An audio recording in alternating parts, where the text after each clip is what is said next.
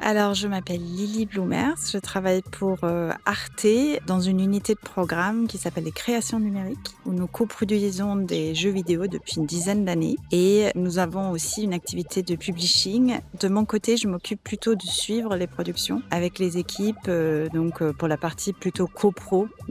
Ça consiste à faire des points réguliers avec les équipes, échanger sur les différentes échéances, les moments importants du jeu, faire des feedbacks. On est une petite équipe à Arte à travailler comme ça avec les créateurs et les créatrices. Moi, je suis Colline Sauvant. Je suis illustratrice. J'ai une formation de dessin. J'ai commencé à faire des jeux avec Laurent il y a une dizaine d'années. On a créé notre société qui s'appelle Ramram Studio. Moi, je m'appelle Laurent, je suis développeur et je suis aussi musicien. Donc, je fais ça dans le jeu et j'ai créé le jeu qu'on est en train de faire qui s'appelle Dirty Birds, Grand Oiseau.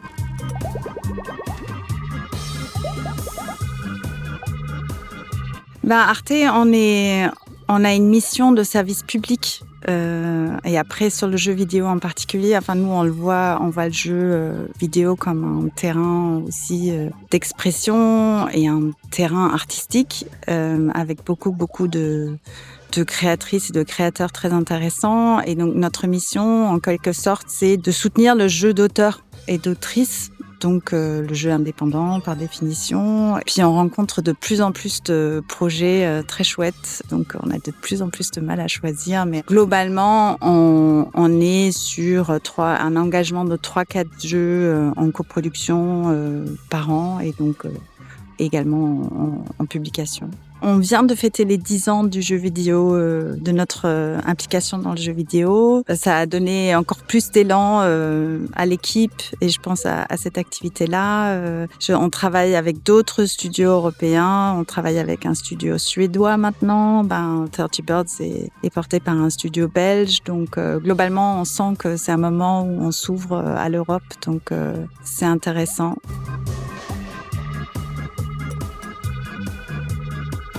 Dirty Birds, c'est un jeu d'aventure dans lequel tu joues une jeune détective qui arrive sur Lantern City. Donc Lantern City est une ville composée de lanternes orientales qui flottent dans une nuit infinie. Tu vas te balader dans Lantern City en tram ou en tapis volant. Tu vas parler à tous ces personnages rigolos, bizarres. Tu vas commencer à enquêter parce que quand tu arrives sur Lantern City, il y a un événement tragique qui arrive. Et tu vas te mettre en quête d'aider les Lanterners à résoudre le mystère autour de cette tragédie de la disparition de Simorg, la déesse qui a dessiné la ville il y a des centaines d'années. La déesse disparaît quand tu arrives sur Lantern City. Pour la retrouver, tu vas te mettre en quête de réunir les oiseaux. Et donc ton but dans le jeu, c'est de récolter le contact des 30 oiseaux.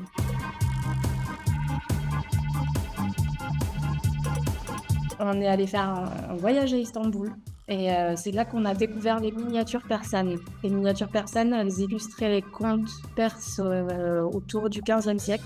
C'était des images très sophistiquées, très enluminées, avec beaucoup de couleurs, de motifs. Elles nous ont plu parce qu'elles étaient très différentes des images qu'on connaissait. Elles avaient un côté très direct dans leur façon de raconter des histoires et ça nous a semblé une façon assez ludique de créer des décors de jeu. Et à partir de cette inspiration perse, en fait, Laurent, il a eu envie d'aller chercher du côté des mythologies orientales. Par contre, pas pour la musique. Pour la musique, on a eu une inspiration qui est venue totalement d'ailleurs.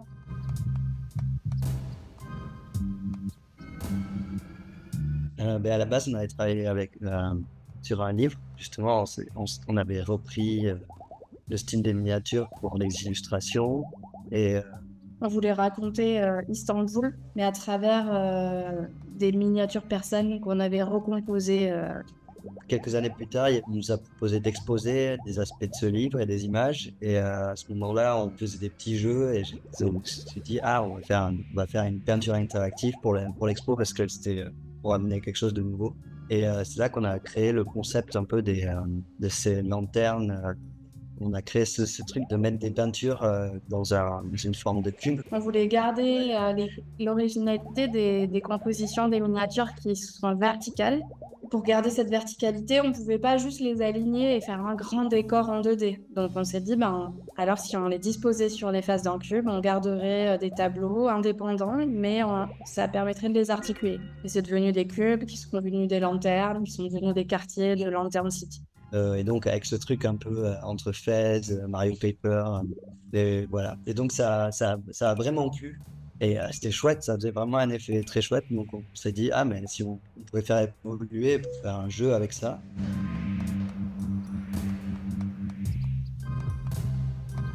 C'est le défi du gameplay. En fait, on avait une installation qui était très agréable à manipuler. Les gens, ils aimaient, disons que l'exploration était déjà quelque chose en soi, une sorte de gameplay en soi dans le jeu. On avait envie d'ajouter quelque chose de plus à ce côté d'exploration et de narration. On avait aussi envie qu'il y ait des choses plus spécifiques à manipuler, des challenges plus soutenus. Je me rappelle qu'on a fait pas mal de trucs, on a fait pas mal de dessins pour voir ce qu'on pouvait faire avec ce truc 2D et 3D. Et en plus, quand tu fais des hypothèses sur des choses qui pourraient fonctionner en 3D, c'est très dur à prototyper par schéma. Donc, quelque part, tu es un peu obligé de prototyper en partie dans Unity le petit système pour voir comment ça fonctionne et te dire c'est trop compliqué, c'est pas intéressant, tant pis, on va repartir sur un truc plus basique. Et ça, c'est beaucoup de boulot. C'est pas un jeu avec une mécanique qui est reproduite partout. Il y a plein de trucs qui se passent dans le jeu, il y a plein d'aspects qui font évoluer une histoire.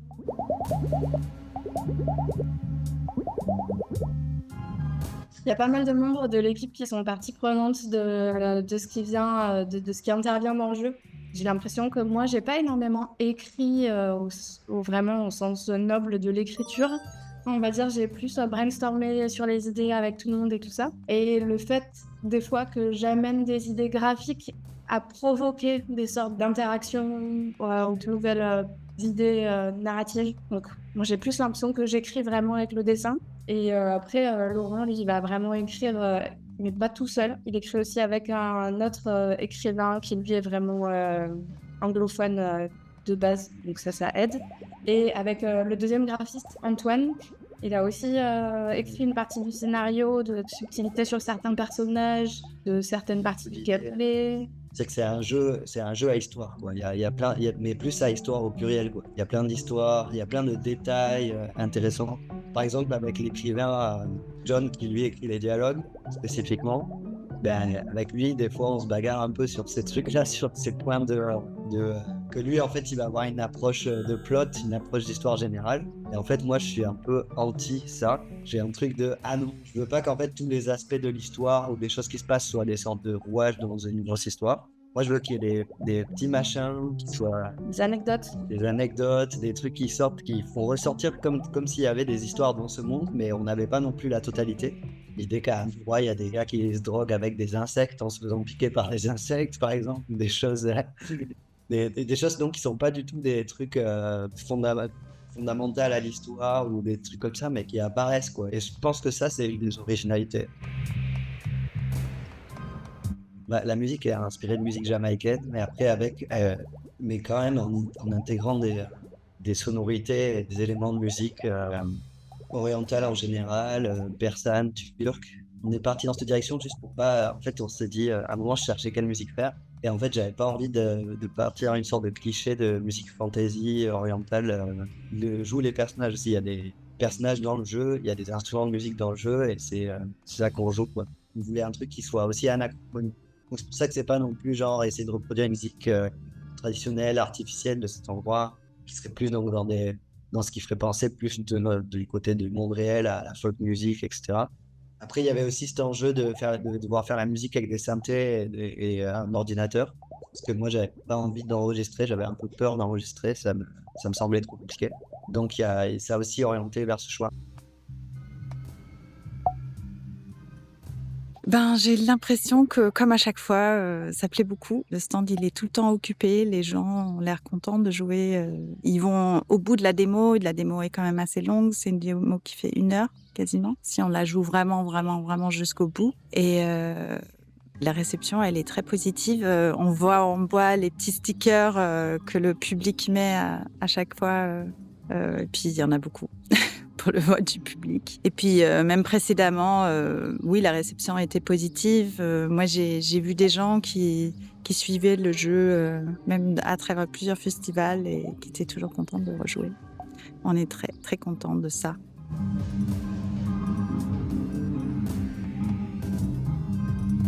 Ouais, bien sûr.